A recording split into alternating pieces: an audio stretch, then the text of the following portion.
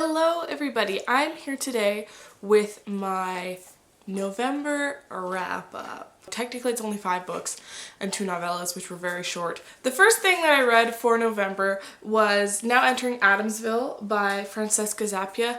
This was kind of a carryover from my October spooky books TBR. I just didn't get to it. I didn't finish it in October, so I read it in November. I mean, look at the cover. It screams Halloween, does it not?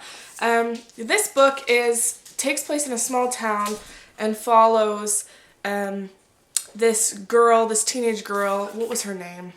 Zora. How could I forget that?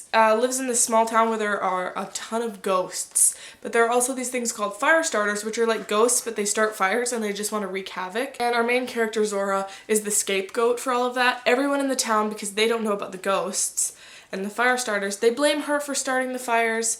And there's a lot of like teen angst in this book. Her mom has been killed. Her dad just got out of jail.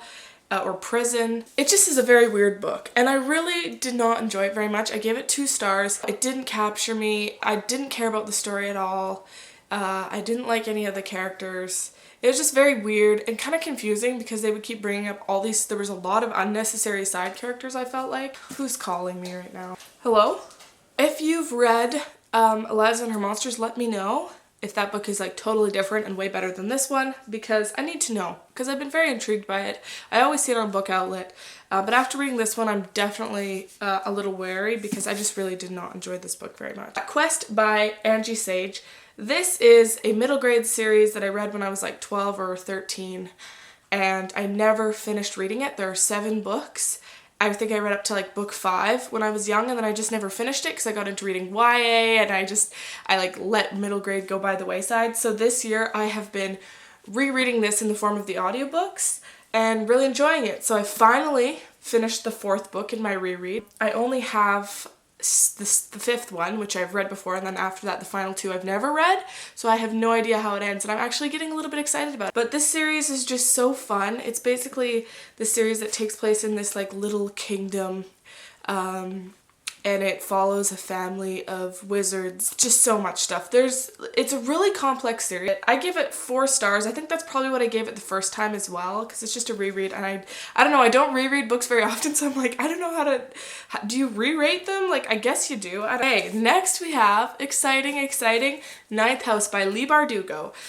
For those of you that don't know, Leigh Bardugo is one of my favorite authors. The Six of Crows duology might be like my favorite little series duology ever. I have not reread it. I'm thinking about rereading it next year, but I'm always thinking about rereading my favorite series and then I never do it. It took me a while to get into this. I struggled for almost the entire month of October, and then in November I decided to just pick up the audiobook because it's so complex. Like it jumps back and forth between like the fall season, the winter season, the spring season, and I was not reading enough and regularly enough like to keep everything straight in my mind. So picking up the audiobook really helped me because I was able to consume the story a little bit faster and therefore not get so confused. This is Leigh Bardugo's first adult novel, but it takes place at Yale University. You probably already know what this is about, but it follows our main character, Alex Stern, who has had a really rough go, really tough life. She can see ghosts, and so that's really wreaked havoc on her life as well because the ghosts really tend to harass her. And so through a series of events, she ends up getting a full ride to Yale, basically if she agrees to monitor these secret societies that are at Yale. And so this follows her doing that. I've heard this is going to be quite a long series. I think Leigh has planned. I definitely really enjoyed the audiobook, and the second half of the book was pretty intense and pretty awesome.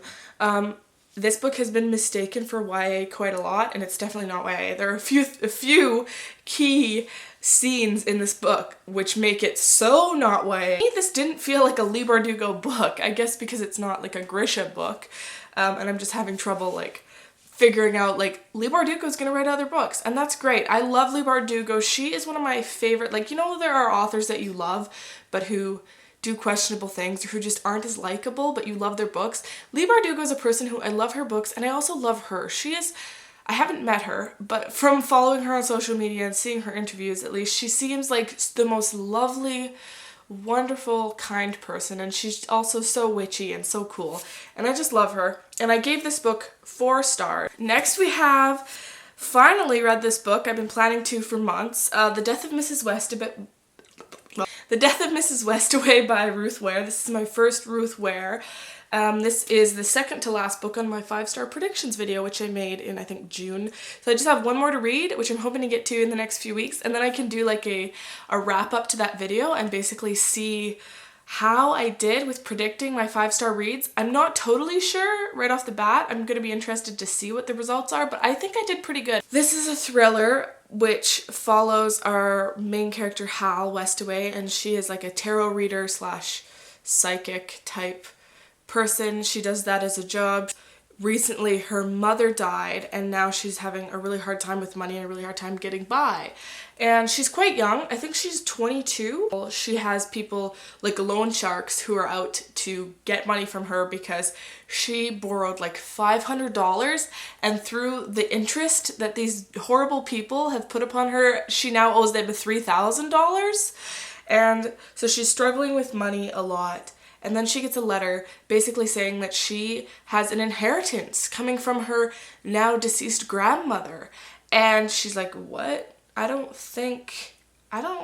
have a grandmother who was rich. After like getting a really terrible visit from one of these loan sharks, she decides to go and just go to the funeral and just see what's going on, what she's supposedly gonna inherit, and it goes from there. She ends up meeting this crazy family that have some dark secrets. It takes place all in this like big, dark, decrepit mansion. It's very like British, and it's very like old-timey kind of whodunit type thing, which I really enjoyed it, and the main character was super likable. And for a while I thought that I knew what the big twist was going to be, and luckily I was wrong. I didn't see it coming, and it was really good. So I'm interested to pick up more Ruth Ware. I know she has a new novel out that I've heard a ton of great things about. I will be reading more from her.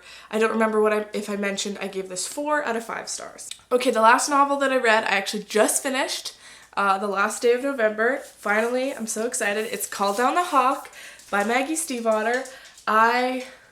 Sorry, that's my dog walking around. This is the spin-off series to The Raven Cycle, which you probably know is one of my favorite series. This is the first book in the Dreamer trilogy, and it follows Ronan Lynch, who was one of the characters from The Raven Cycle. I did really enjoy this book. It so has the same writing style and the same vibes as The Raven Cycle, which I love. Like it feels like it definitely takes place in that same universe. It has, you know, the same beautiful writing from Maggie, and it does like put little snippets of our favorite old characters in there, which I enjoyed. It's not like my new favorite novel, which of course you always hope when one of your favorite authors puts out a new novel that it's going to be your new favorite, but I did give it 4 stars, and I will continue on with the series, and I did really enjoy it, and it really warmed my heart to be back in this world, and it was wonderful. Okay, so that's all for the novels that I read in November. I did pick up just on the last night of the month 2 novellas. I read Opal by Maggie Stiefvater. This is, my dog is snoring. This is like a quick little novella that comes after The Raven Cycle, so I could have read it before Call Down the Hawk, but I just never got around to it. I don't really pick up novellas very much just because usually I don't really care, but I was like, you know what, I'm gonna read this. Why not? It was on Scribd. I was like, sure. Do you need to read this? Absolutely not. Although Opal does pop up at the end of Call Down the Hawk. So for that reason, if you want a little context where she came from, then it'd be good to read this. I give this 3 stars out of 5.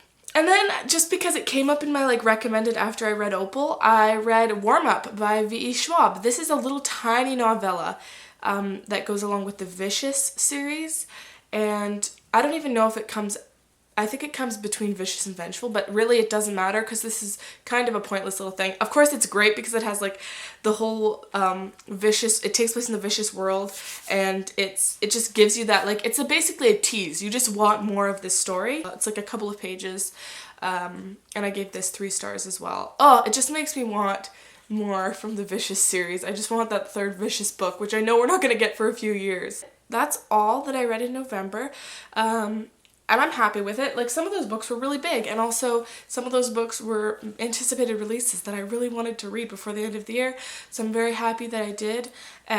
Let me know what you read in November, what you're planning to read in December. I'll show you what I'm currently reading. The Toll by Neil Shusterman, which is one of my most anticipated releases of the year. Again, it came out on the same day as Call Down the Hawk, so I really had the struggle of wanting to read both at the same time. But yeah, I'm over halfway through this now. I just have like, I don't know, 250 pages to go. The first two books in the series, Scythe and Thunderhead, have been at the top of my favorites list all year, especially Thunderhead. Scythe I struggled to get into, but once I got into the story I was super hooked. And so this is the finale, and the timeline and the overall view that you get in this book is immense. But oh my god, this is what I'm currently reading and I'm so excited about it. That is what I read in November. It was a good reading month. Like, obviously I didn't read like 15 books, but I mean, when do I ever do that? So I'm happy with it. I read books that I really needed to get off my TBR and just get to. Talk to me in the comments about these books if you read them. Tell me what you read in November, what you're reading in December. Yeah, I'm very excited for my December reading month. And I will see you guys very soon because I'm going to be filming my November book haul, and that will be up soon. So anyway, I'll see you guys soon. Thank you for watching, and happy reading, everybody. Bye-bye. So awkward every time.